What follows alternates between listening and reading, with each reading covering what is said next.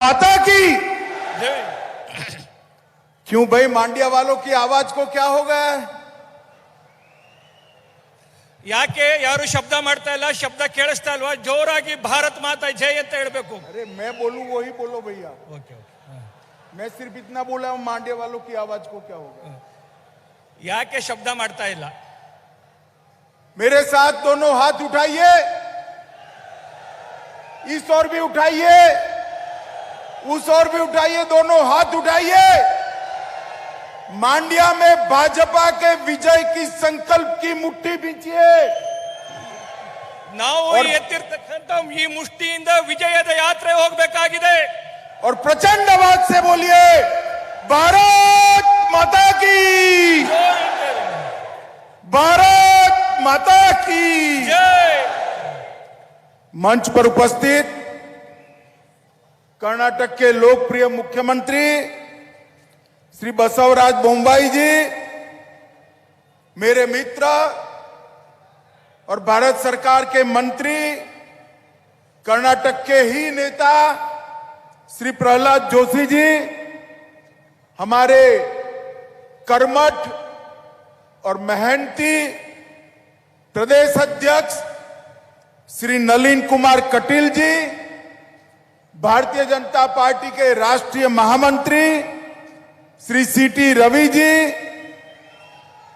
हमारे यहां के प्रभारी मंत्री श्री गोपालिया जी, कर्नाटक सरकार में मंत्री डॉक्टर अश्वत्थ नारायण जी, कर्नाटक सरकार में मंत्री श्री नारायण गौड़ा जी, प्रदेश के उपाध्यक्ष श्री नीलमल सुराना जी, प्रदेश के उपाध्यक्ष श्री विजयेंद्र जी,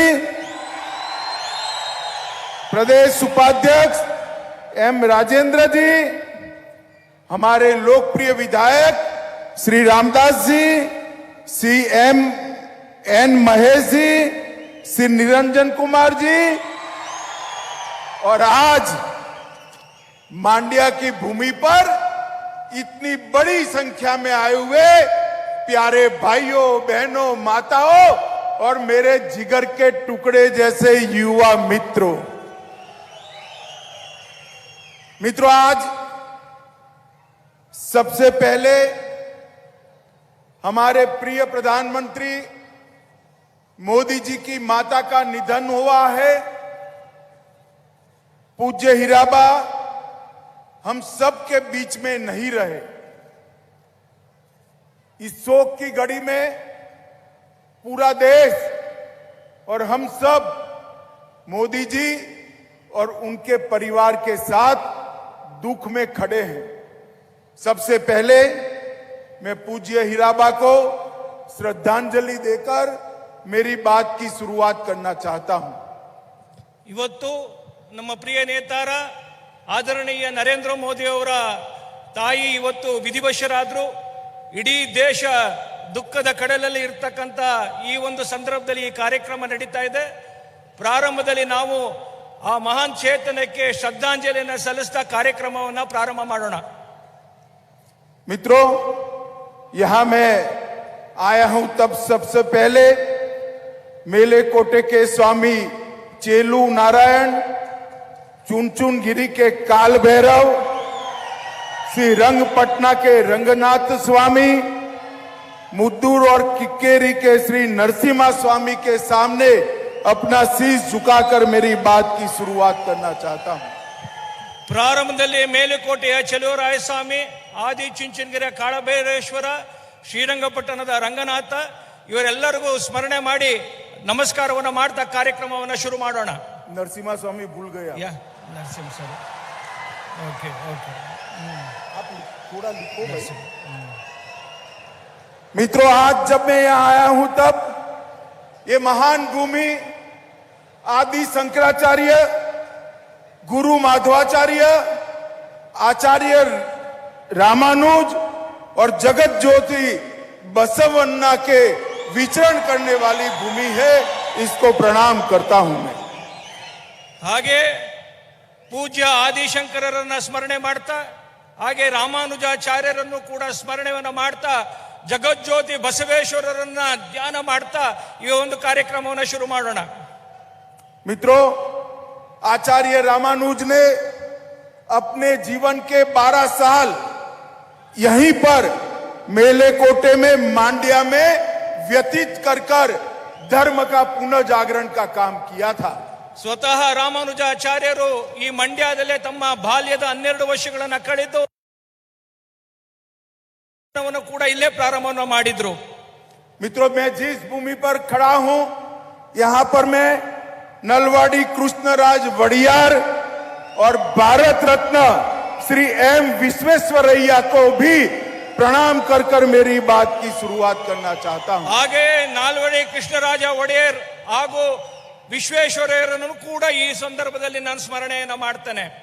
मैं आदू चुनचुनगिरी मठ के दिवंगत स्वामी श्री श्री श्री बाल गंगाधर नाथ को भी प्रणाम कर मेरी बात की शुरुआत करना चाहता हूं. ಹಾಗೆ ಆದಿಚುಂಚನಗಿರಿ ಶ್ರೀಗಳಾದಂತ ಬಾಲಗಂಗಾಧರ ನಾಥ ಸ್ವಾಮಿಗಳಿಗೂ ಕೂಡ ಪ್ರಣಾಮವನ್ನು ನಾನು ಈ ಸಂದರ್ಭದಲ್ಲಿ ಮಾಡ್ತೇನೆ. और ये मांड्या जिला हमारे प्रिय नेता येदुरप्पा जी का जन्म स्थान है. ಹಾಗೆಯೇ ನಮ್ಮ ಪಕ್ಷದ ಹಿರಿಯ ನಾಯಕರಾಗಿರ್ತಕ್ಕಂಥ ಆದರಣೀಯ ಯಡಿಯೂರಪ್ಪನವರ ಜನ್ಮಸ್ಥಳ ಕೂಡ ಈ ಜಾಗ ಆಗಿದೆ. और आज येदुरप्पा जी देश में नहीं है, विदेश में है. आज सुबह ही उनका फोन आया था कि अमित भाई, आपको मालूम है मांड्या मेरा जन्म स्थान है, मेरा जन्म मांड्या में हुआ था.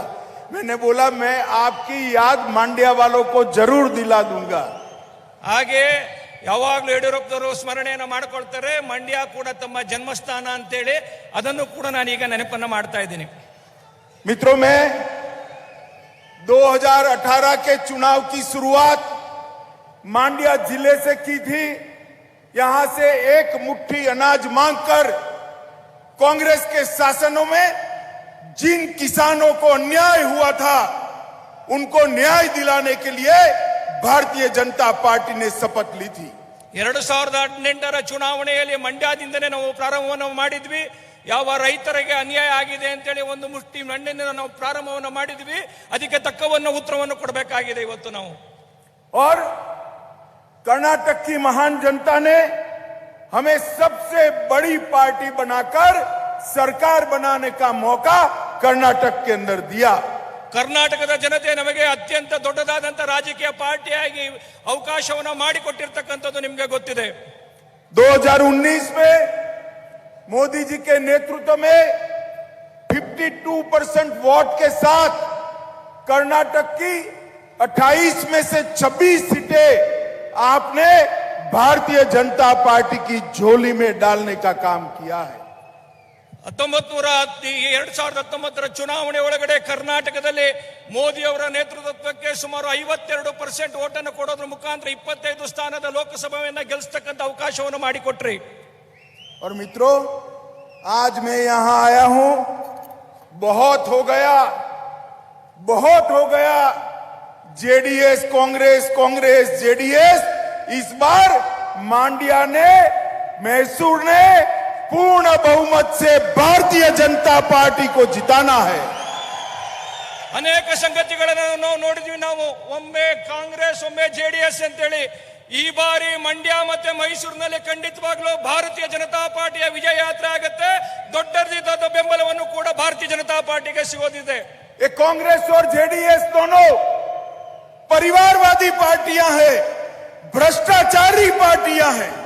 ಕಾಂಗ್ರೆಸ್ ಹಾಗೂ ಜೆಡಿಎಸ್ ಒಂದು ಪರಿವಾರ, ಒಂದು ಕುಟುಂಬದ ರಾಜಕಾರಣವನ್ನು ಮಾಡ್ತಾ ಇರ್ತಕ್ಕಂಥ ರಾಜಕೀಯ ಪಾರ್ಟಿ, ಭ್ರಷ್ಟಾಚಾರದಿಂದ ತುಂಬಿರ್ತಕ್ಕಂಥ ಒಂದು ರಾಜಕೀಯ ಪಾರ್ಟಿ. मित्रों, हमने दोनों के शासन देखे हैं. कांग्रेस आती है तो कर्नाटक दिल्ली का एटीएम बन जाता है. ಕಾಂಗ್ರೆಸ್ ಬರುತ್ತೆ, ಕರ್ನಾಟಕ ಮತ್ತೆ ದಿಲ್ಲಿಯ ವ್ಯತ್ಯಾಸವನ್ನು ಹೇಳುವಂತ ಒಂದು ಪ್ರಯತ್ನವನ್ನು ಮಾಡುತ್ತೆ. और जेडीएस आती है तो एक परिवार के लिए एटीएम बन जाता है. ಜೆಡಿಎಸ್ ಯಾವಾಗಲೂ ಯೋಚನೆ ಮಾಡುತ್ತೆ ಒಂದು ಕುಟುಂಬವನ್ನ ಹೇಗೆ ಒಂದು ವಂಶವನ್ನ ಪೋಷಣೆ ಮಾಡಬೇಕು ಅಂತ ಹೇಳಿ. बारी बारी ये दोनों पार्टियों ने भ्रष्टाचार कर कर्नाटक के विकास को रोकने का काम किया है. ಪ್ರತಿ ಬಾರಿಯೂ ಎರಡು ಪಕ್ಷಗಳು ಇದೇ ಮಾಡಿ ಭ್ರಷ್ಟಾಚಾರದಿಂದ ತುಂಬಿ ಇಡೀ ರಾಜಕಾರಣವನ್ನು ಹೊಲಸು ಮಾಡತಕ್ಕಂಥ ಕೆಲಸವನ್ನು ಕೂಡ ಮಾಡುತ್ತೆ. और मित्रों, अब समय आ गया है परिवारवाद और भ्रष्टाचार से मुक्त करने का। भारतीय जनता पार्टी को पूर्ण बहुमत के साथ एक बार सत्ता दीजिए, डबल इंजन की सरकार बनाइए। हम आने वाले 5 साल में मोदी जी के नेतृत्व में कर्नाटक को विकास के रास्ते पर बहुत आगे ले जाएंगे। ಈ ಪರಿವಾರವಾದ ಮತ್ತೆ ಭ್ರಷ್ಟಾಚಾರವನ್ನು ಮುಕ್ತ ಮಾಡಿ ಜೆಡಿಎಸ್ ಮತ್ತೆ ಕಾಂಗ್ರೆಸ್ ಕಿತ್ತೊಗೆದು ಒಂದು ಡಬಲ್ ಇಂಜಿನ್ ಸರ್ಕಾರ ಮೋದಿ ಅವರ ನೇತೃತ್ವದಲ್ಲಿ ಒಂದು ಯಶಸ್ವಿ 5 ವರ್ಷದ ಆಡಳಿತವನ್ನು ಮಾಡಬೇಕಾದಂತ ಅವಶ್ಯಕತೆ ಇವತ್ತಿದೆ ಸ್ನೇಹಿತರೆ. ये जो कांग्रेस पार्टी और जेडीएस दोनों पार्टियां करप्ट भी है, जातिवादी है, कम्युनल है और इसके साथ साथ क्रिमिनल का आश्रयदाता भी है। ಈ ಎರಡು ಪಾರ್ಟಿಗಳು ಬರೀ ಜಾತಿವಾದಿ ಮಾತ್ರ ಅಂತಲ್ಲ, ಭ್ರಷ್ಟಾಚಾರಿಗಳು ಮಾತ್ರ ಅಲ್ಲ, ಕ್ರಿಮಿನಲ್ಗಳು ಇದ್ದಾರೆ. ಅನೇಕ ಕ್ರಿಮಿನಲ್ ಆಪಾದನೆ ಉಳ್ಳಂತವರು ಈ ಎರಡು ರಾಜಕೀಯ ವ್ಯವಸ್ಥೆ ಒಳಗಡೆ ಕೆಲಸ ಮಾಡ್ತಾ ಇರತಕ್ಕಂಥದ್ದು ನಾವು ನೋಡ್ತೇವೆ. मित्रों, कांग्रेस ने इतने साल तक इस देश पर शासन किया, दलितों को और आदिवासियों को हमेशा अन्याय करने का काम किया है। ಇವರೆಲ್ಲ ಆಡಳಿತದ ಕಾಲದೊಳಗಡೆ ದಲಿತರಿಗೆ ಆದಿವಾಸಿಗಳಿಗೆ ಅನ್ಯಾಯವನ್ನು ಮಾಡತಕ್ಕಂಥ ಕಾರ್ಯವನ್ನು ಇವರು ಆಡಳಿತದಲ್ಲಿ ನಡೀತಾ ಇರತಕ್ಕಂಥದ್ದು ನಾವು ನೋಡಿದೀವಿ. ನಾವು भारतीय जनता पार्टी का शासन आने के बाद हमें 2 राष्ट्रपति बनाने का मौका मिला। ಭಾರತೀಯ ಜನತಾ ಪಾರ್ಟಿ ಆಡಳಿತದಲ್ಲಿ ನಾವು ಒಂದು ವಿಶೇಷವಾದಂತಹ ಕಾರ್ಯವನ್ನು ಮಾಡಲಿಕ್ಕಂತ ಅವಕಾಶವನ್ನು ನಮಗೆ ಸಿಕ್ತು. एक बार गरीब दलित के बेटे रामनाथ कोविंद को बनाया और दूसरी बार एक गरीब संथाली आदिवासी की बेटी श्रीमती द्रौपदी मुर्मू को भारत का राष्ट्रपति बनाने का काम। ಭಾರತೀಯ ಜನತಾ ಪಾರ್ಟಿ ನಮಗೆ ಅವಕಾಶ ಸಿಕ್ಕಂತ ಸಂದರ್ಭದಲ್ಲಿ ಇಬ್ಬರು ದಲಿತರನ್ನ ಈ ದೇಶದ ಶ್ರೇಷ್ಠ ರಾಷ್ಟ್ರಪತಿಗಳಾಗಿ ಮಾಡತಕ್ಕಂತ ಕಾರ್ಯವನ್ನು ನಾವು ಮಾಡಿದ್ವಿ. ಒಂದು ರಾಮನಾಥ್ ಕೋವಿಂದ್ ಅವರನ್ನ ಮಾಡಿದ್ವಿ, ಇವತ್ತು ದ್ರೌಪದಿ ಮುರ್ಮು ಅವರನ್ನ ರಾಷ್ಟ್ರಪತಿಗಳನ್ನಾಗಿ ಮಾಡತಕ್ಕಂತ ಕೆಲಸವನ್ನು ನಾವು ಮಾಡಿದ್ವಿ. भारतीय जनता पार्टी ने गरीबों के, पिछड़ों के, दलितों के, आदिवासियों के कल्याण के लिए ढेर सारे काम किए हैं। ಭಾರತೀಯ ಜನತಾ ಪಾರ್ಟಿ ದಲಿತರಿಗೆ, ದೀನ ದಲಿತರಿಗೆ, ಆದಿವಾಸಿಗಳಿಗೆ ಇಡೀ ದೇಶವ್ಯಾಪಿ ಕಾರ್ಯವನ್ನ ಮಾಡತಕ್ಕಂತ ಅವರ ಕಲ್ಯಾಣವನ್ನ ಮಾಡತಕ್ಕಂತ ಕೆಲಸವನ್ನ ನಾವು ಮಾಡಿದ್ವಿ. हमने हर गरीब के घर में बैंक अकाउंट पहुंचाया, गैस का सिलेंडर पहुंचाया और किसान सम्मान निधि का 6000 रुपया पहुंचाने का काम किया। ನಾವೆಲ್ಲ ಈ ದೇಶದ ಎಲ್ಲ ಬಡವರಿಗೆ ಆಹಾರವನ್ನು ಒದಗಿಸ್ತಕ್ಕಂಥದ್ದು ಮಾಡಿದ್ವಿ. ಕಿಸಾನ್ ಸನ್ಮಾನ್ ನಿಧಿ ಮುಖಾಂತರ 6000 ರೂಪಾಯಿ ಹಣವನ್ನು ಕೊಡ್ತಕ್ಕಂಥ ಕೆಲಸವನ್ನು ಮಾಡಿದ್ವಿ. ಅನೇಕ ಕಾರ್ಯಕ್ರಮಗಳನ್ನು ಅವರ ಮನೆಗೆ ತಲುಪಿಸ್ತಕ್ಕಂಥ ಕೆಲಸವನ್ನು ನಾವು ಮಾಡಿದ್ವಿ. हर गरीब के घर में बिजली पहुंचाई, घर पहुंचाया और शौचालय पहुंचाकर महिलाओं को सम्मान के साथ जीने का अधिकार दिया है। ಅವರ ಬಡವರ ಮನೆಗಳಿಗೆ ನಾವು ಬೆಳಕನ್ನ ಕೊಡ್ತಕ್ಕಂಥ ಕೆಲಸವನ್ನ ಮಾಡಿದ್ವಿ. ಅವರ ಮನೆಗಳಿಗೆ ಶೌಚಾಲಯವನ್ನ ಕೊಡ್ತಕ್ಕಂಥ ಮುಖಾಂತರ ಅವರನ್ನೇ ಗೌರವದ ಬದುಕನ್ನ ಮಾಡ್ತಕ್ಕಂಥ ವಾತಾವರಣವನ್ನ ನಿರ್ಮಾಣ ಮಾಡಿದ್ವಿ ನಾವು. और मैं आज मांड्या की इतनी विशाल सभा में पूछना चाहता हूं, आप सभी ने कोरोना का 2 टीका लिए हैं या नहीं लिए हैं, वैक्सीन लिए हैं या नहीं लिए हैं? ನಾವು ಇಲ್ಲಿ ಕೇಳಿ ಮಂಡ್ಯದ ಜನತೆ, ಕಾಂಗ್ರೆಸ್ಗೆ ಮತ್ತೆ ಜೆಡಿಎಸ್ಗೆ ನಾವು ಪ್ರಶ್ನೆ ಮಾಡಬೇಕಾಗಿದೆ. ನಾವು जिन्होंने कोरोना के 2 वैक्सीन लिए हैं वो अपने हाथ ऊपर उठाए जरा। ಯಾರೆಲ್ಲರಿಗೂ ನಮ್ಮ ಸರ್ಕಾರದಿಂದ ಸವಲತ್ತು ಸಿಕ್ಕಿದೆ ಅಂತಂದ್ರೆ ದಯಮಾಡಿ ಎಲ್ಲರೂ ಕೈ ಎತ್ತಿ ಹೇಳಬೇಕಾಗಿದೆ. ನಾವು मोदी जी ने 230 करोड़ लोगों को वैक्सीन लगाकर भारत को कोरोना से सुरक्षित करने का काम किया है। ಆದರಣೀಯ ನರೇಂದ್ರ ಮೋದಿ ಅವರು ಇಡೀ ದೇಶದ ಜನ ಕೋವಿಡ್ ಎಲ್ಲರಿಗೂ ವ್ಯಾಕ್ಸಿನೇಷನ್ ಅನ್ನು ಕೊಡೋದ್ರ ಮುಖಾಂತರ ಭಾರತವನ್ನ ಕೋವಿಡ್ ಮುಕ್ತ ಮಾಡತಕ್ಕಂಥ ಕೆಲಸವನ್ನು ಕೂಡ ಮಾಡಿದ್ರು.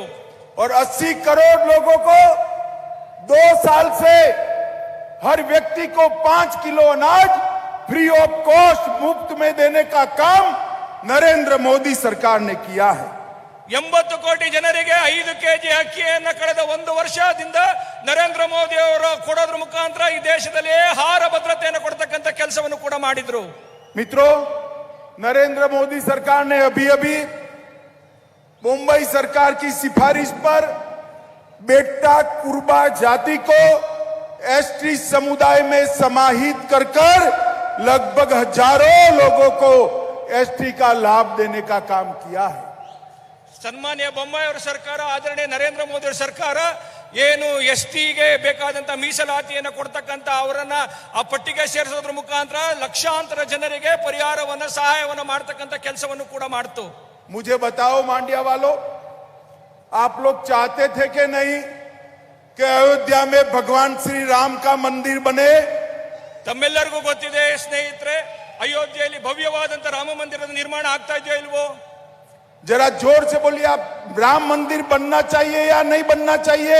ಅಲ್ಲಿ ಭವ್ಯವಾದಂತ ರಾಮ ಮಂದಿರ ಕಟ್ಟಬೇಕೋ ಬೇಡವೋ?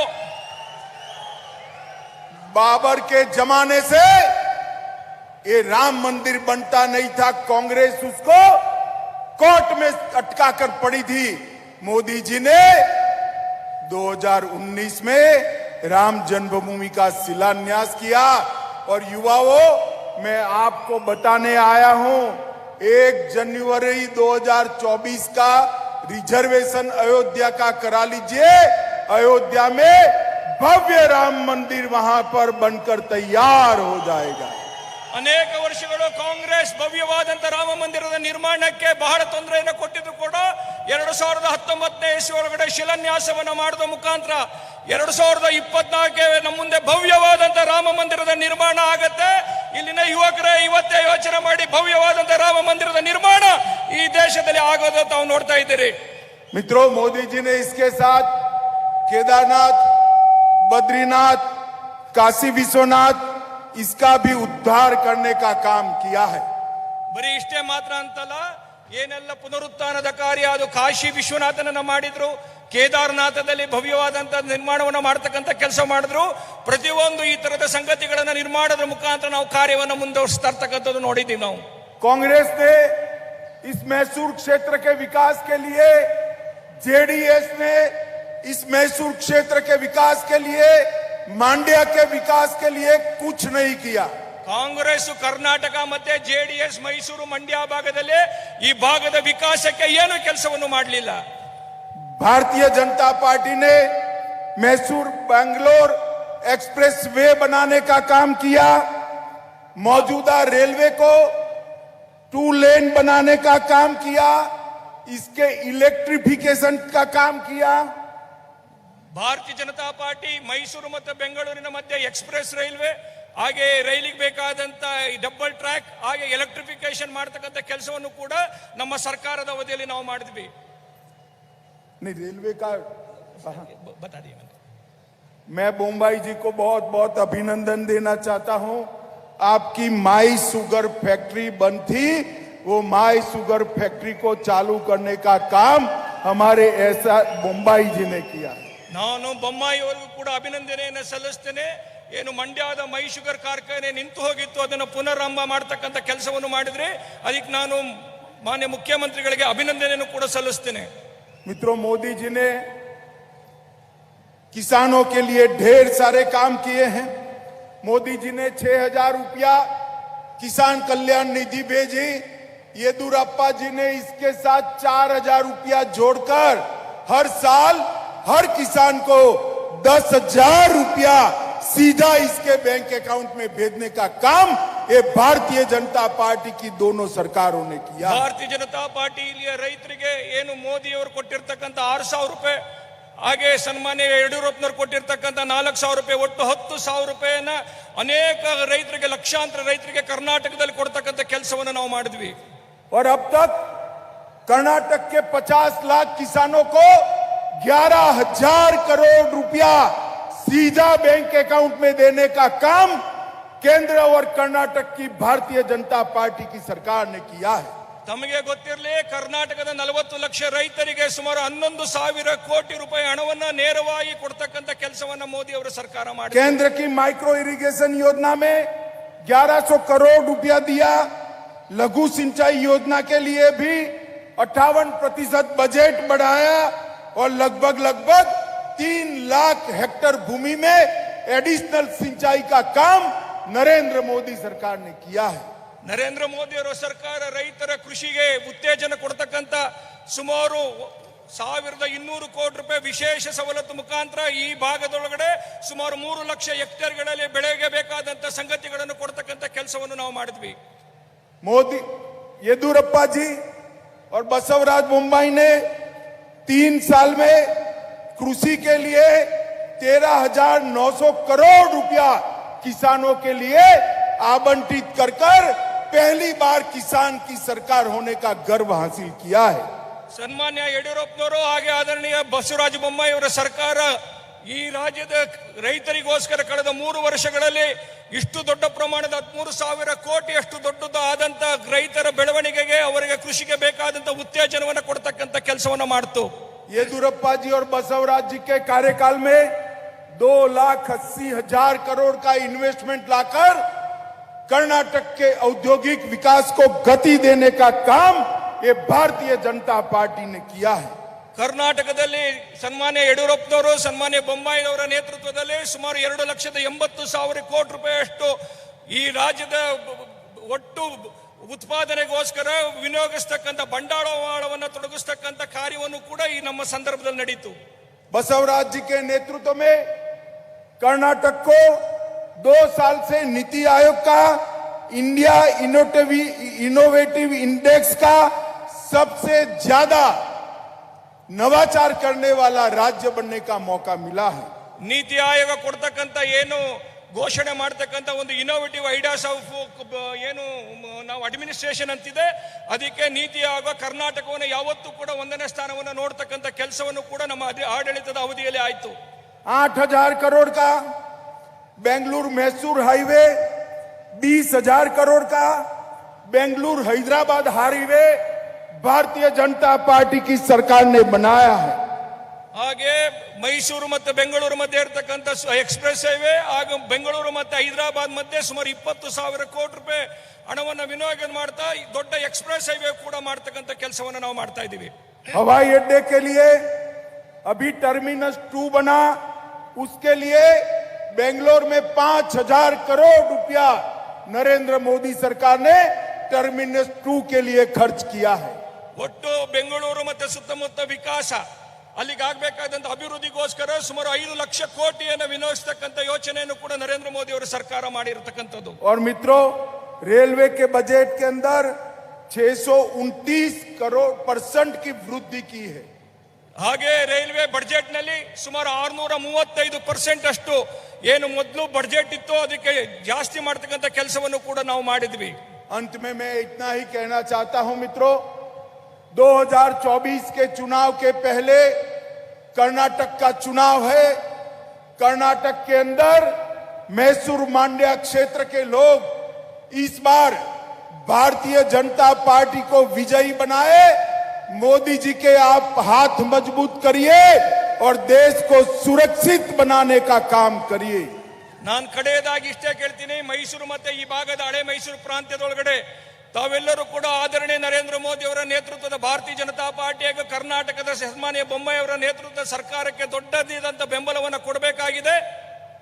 ये जब सिद्धरामैया की सरकार थी, 1700 पीएफआई कैडर को इनके ऊपर हुए केस वापस लेने का काम किया था और भारतीय जनता पार्टी की नरेंद्र मोदी सरकार ने पीएफआई को बैन कर सबको जेल में डालने का काम किया. ಹಿಂದೆ ಸಿದ್ದರಾಮಯ್ಯನವರ ಅವಧಿಯೊಳಗಡೆ ಕರ್ನಾಟಕದೊಳಗಡೆ PFI ಅನ್ನೋರ ಸುಮಾರು 156 ಕೇಸ್ಗಳನ್ನು ವಾಪಸ್ ತೆಗೆದುಕೊಂಡು ಏನು ಅನಾಹುತ ರಾಜ್ಯದಲ್ಲಿ ಆಗ್ಲಿಕ್ಕೆ ಅವಕಾಶ ಮಾಡಿಕೊಟ್ಟಿದ್ರು.